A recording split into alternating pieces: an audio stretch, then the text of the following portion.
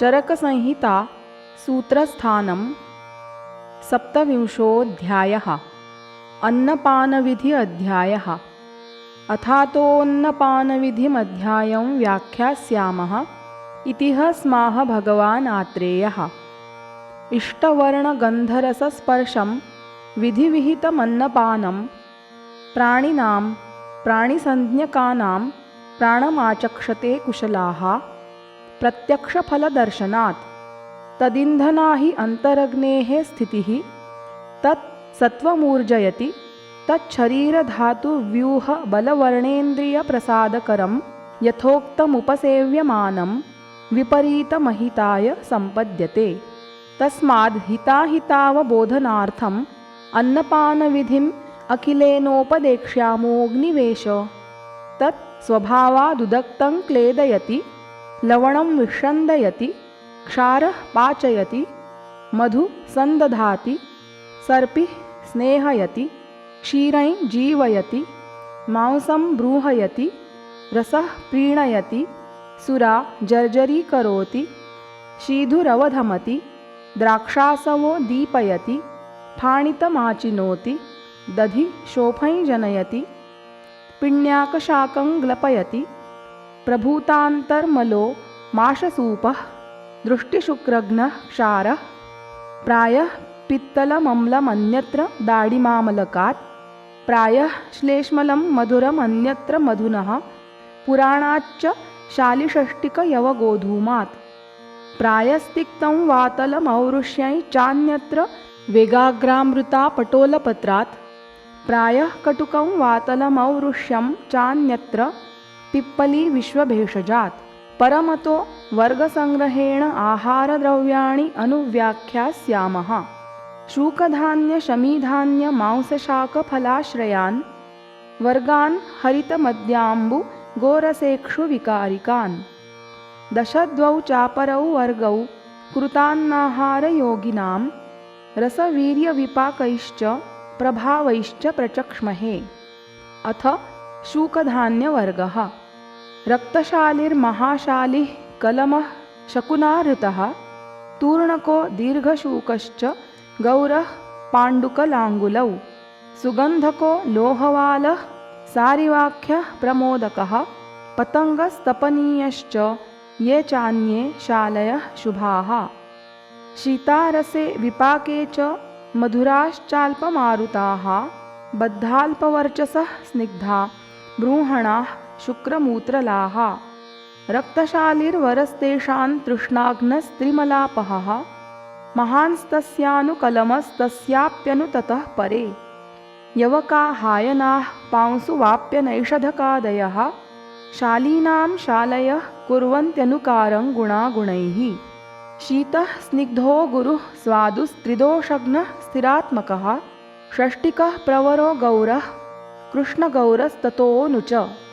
वरकोद्दालकौ China शारदोज्ज्वलदर्दुराः, गन्धनाः कुरुविन्दाश्च षष्टिकाल्पान्तरा गुणैः।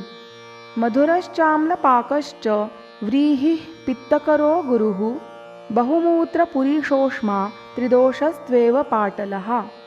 स कोरदूषः श्यामाकः कषायमधुरो लघुः, वातलः कफपित्तघ्नः शीतः सङ्ग्राही शोषणः। हस्तिश्यामाकनीवार तोयपर्णी गवेधुकाः, प्रशान्तिकाम्भः श्यामाक लौहित्याणुप्रियङ्गवः। मुकुन्दो झिण्टिगर्मूटी वरकास्तथा, शिबिरोत्कटजूर्णाह्वाः श्यामाकसदृशा गुणैः। रूक्षः शीतो गुरुः स्वादुर्बहुवातशकृद्यवः, स्थैर्यकृत्सकषायश्च बल्यः श्लेष्मविकारनुत्।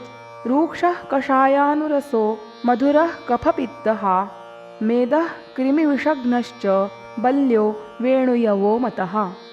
सन्धानकृद्वातहरो गोधूमः स्वादुशीतलः, जीवनो ब्रूहणो वृषः स्निग्धः स्थैर्यकरो गुरुः। नान्दीमुखी मधुली च मधुरस्निग्धशीतले। इत्ययं शूकधान्यानां पूर्वो वर्गः समाप्यते। इति शूकधान्यवर्गः प्रथमः। अथ शमीधान्यवर्गः।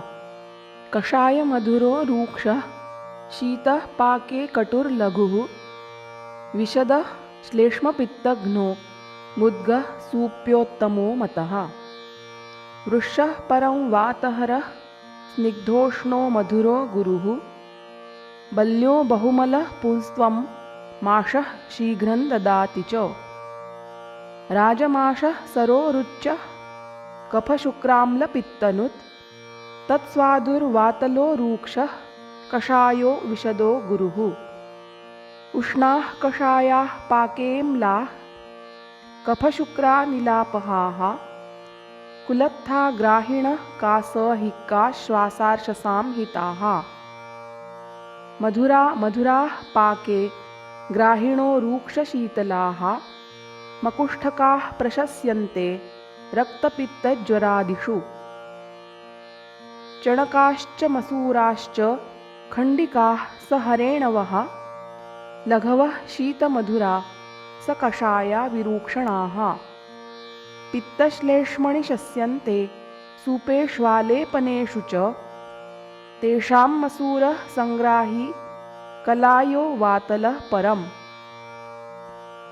स्निग्धोष्णो मधुरस्तिक्तः कषायः कटुकस्तिलः त्वच्चः केश्यश्च बल्यश्च वातघ्नः कफपित्तकृत् मधुराः शीतला गुर्व्यो बलघ्न्यो रूक्षणात्मिकाः सस्नेहा बलिभिर्भोज्या विविधाः शिम्बिजातयः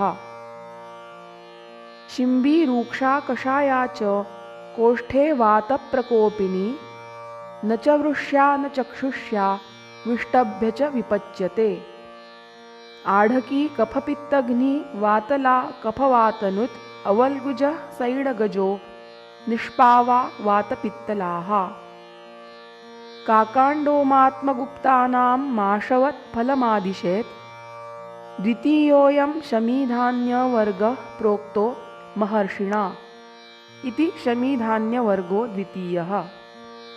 अथ मांसवर्गः गोखराश्वतरोष्ट्राश्वद्वीपिसिंहर्क्षवानराः वृको व्याघ्रस्तरक्षुश्च बभ्रुमार्जारमूषिकाः लोपाको जम्बुकः श्येनो वान्तादश्चाशवायसौ शशग्नि मधुहा भासो गृध्रोलूककुलिङ्गकाः धूमिका कुररश्चेति प्रसहा मृगपक्षिणः श्वेतः श्यामश्चित्रपृष्ठः कालकः काकुलीमृगः कूर्चिका चिल्लटो भेको गोधाशल्लकगण्डकौ कदलीनकुलः श्वाविदिति भूमिशयाः स्मृताः सृमरश्चमरः खङ्गो महिषो गवयो गजः न्यङ्कुर्वराहश्चानूपा मृगाः सर्वे रुरुस्तथा कूर्मः कर्कटको मत्स्यः शिशुमारस्तिमिङ्गिलः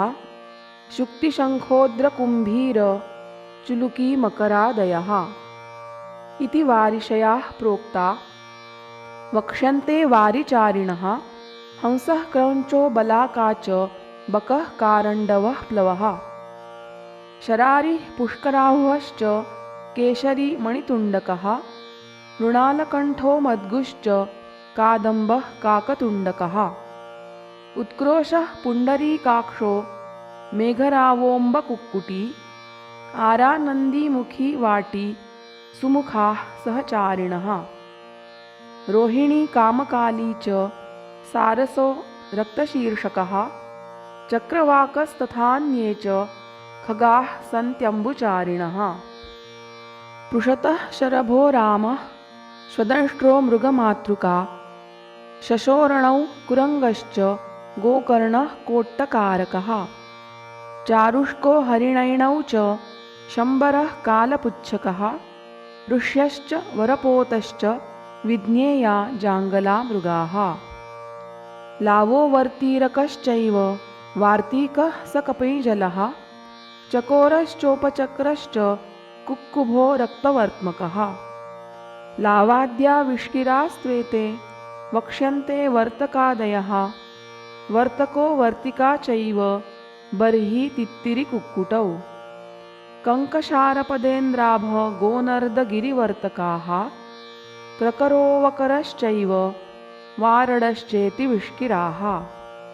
शतपत्रो भृङ्गराजः कोयष्टिर्जीवजीवकः कैरातः कोकिलोऽत्यूहो गोपापुत्रः प्रियात्मजः। लट्टा लट्टशको बभ्रुर्वटः डिण्डिमानकः जटी दुन्दुभिपाक्कार लोहपृष्ठकुलिङ्गकाः कपोतशुकशारङ्गाश्चिरटीकङ्कुयष्टिकाः सारिका कलविङ्कश्च चटकोऽङ्गारचूडकः पारावतः पाण्डविक इत्युक्ताः प्रतुदा द्विजाः प्रसह्य भक्षयन्तीति प्रसहास्तेन संज्ञिताः। भूषया बिलवासित्वादानूपानूपसंश्रयात् जले निवासात् जलजा जले चर्यात् जलेचराः स्थलजा जाङ्गलाः प्रोक्ता मृगा जाङ्गलचारिणः विकीर्य विष्किराश्चेति प्रतुद्य प्रतुदाः स्मृताः। योनिरष्टविधा त्वेषा मांसानां परिकीर्तिता प्रसहा भूषयानूप वारिजा वारिचारिणः गुरूष्णस्निग्धमधुरा बलोपचयवर्धनाः वृष्याः परं वातहराः कफपित्तविवर्धनाः हिता व्यायामनित्येभ्यो नरा दीप्ताग्नयश्च ये प्रसहानां विशेषेण मांसं मांसाशिनां भिषक् जीर्णार्षो ग्रहणीदोष शोषार्तानां प्रयोजयेत् लावाद्यो वैष्किरो वर्गः प्रतुदा जाङ्गला मृगाः लघवः शीतमधुराः सकषाया हिता नृणां पित्तोत्तरे वातमध्ये सन्निपाते कफानुगे विष्किरा वर्तकाद्यास्तु प्रसहाल्पान्तरा गुणैः नातिशीतगुरुस्निग्धं मांसमाजमदोषलम्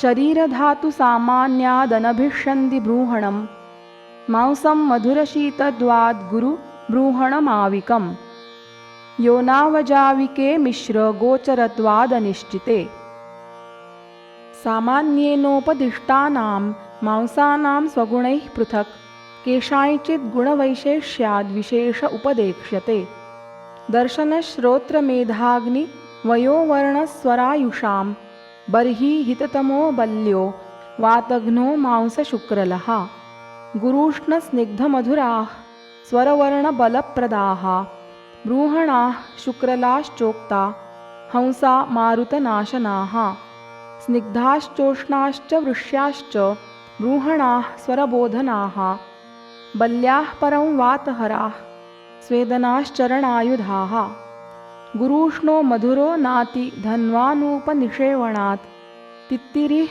संजयेच्छीघ्रं त्रीन् दोषाननिलोल्बणान् पित्तश्लेष्मविकारेषु सरक्तेषु कपिञ्जलाः मन्दवातेषु शस्यन्ते शैत्यमाधुर्यलाघवात् लावाः कषायमधुरा लघवोऽग्निविवर्धनाः सन्निपातप्रशमनाः कटुकाश्च विपाकतः गोधाविपाके मधुरा कषायकटुकारसे वातपित्तप्रशमनी ब्रूहणी बलवर्धनी शल्लको मधुराम्लश्च विपाके कटुकः स्मृतः वातपित्तकफघ्नश्च कासश्वासहरस्तथा कषायविशदाः शीता रक्तपित्तनिबर्हणाः विपाके मधुराश्चैव कपोता गृहवासिनः तेभ्यो लघुतराः किञ्चित् कपोता वनवासिनः शीताः सङ्ग्राहिणश्चैव स्वल्पमूत्रकराश्च ते शुकमांसं कषायाम्लं विपाके रूक्षशीतलं शोषकासक्षयहितं सङ्ग्राहि लघुदीपनं चटका मधुराः स्निग्धा बलशुक्रविवर्धनाः सन्निपातप्रशमनाः शमना मारुतस्य च कषायो विशदो रूक्षः शीतः पाके कटुर्लघुः शशः स्वादुः प्रशस्तश्च सन्निपाते नीलावरे मधुरा मधुराः पाके त्रिदोषशमनाः शिवाः लघवो बद्धविण्मूत्राः शीताश्चैणाः प्रकीर्तिताः स्नेहनं ब्रूहणं वृष्यं श्रमघ्नमनिलापहं वराहपिशितं बल्यं रोचनं स्वेदनं गुरु गव्यं केवलवातेषु पीनसे विषमज्वरे शुष्ककासश्रमात्यग्निमांसक्षयहितं च तत् स्निग्धोष्णं मधुरं वृष्यं माहिषं गुरुतर्पणं दार्ढ्यं बृहत्त्वमुत्साहं स्वप्नै च जनयत्यपि गुरूष्णा मधुरा बल्या बृहणाः पवनापहाः मत्स्याः स्निग्धाश्च वृष्याश्च बहुदोषाः प्रकीर्तिताः शैवालषष्पभोजित्वात् स्वप्नस्य च विवर्जनात् रोहितो दीपनीयश्च लघुपाको महाबलः वर्ण्यो वातहरो वृष्यश्चक्षुष्यो बलवर्धनः मेधास्मृतिकरः पथ्यः शोषघ्नः कूर्म उच्यते खङ्गमांसमभिष्यन्ति बलकृन्मधुरं स्मृतं स्नेहनं रूहणं वर्ण्यं श्रमघ्नमनिलापहम् धार्तराष्ट्रचकोराणां दक्षाणां शिखिनामपि चटकानानि च यानि स्युरण्डानि च हितानि च क्षीणरेतः सुकासेषु हृद्रोगेषु क्षतेषु च मधुराण्यविदाहीनि सद्यो बलकराणि च शरीरबृंहणे नान्यत् खाद्यं मांसाद्विशिष्यते इति वर्गस्तृतीयोऽयं मांसानां परिकीर्तितः इति मांसवर्गस्तृतीयः।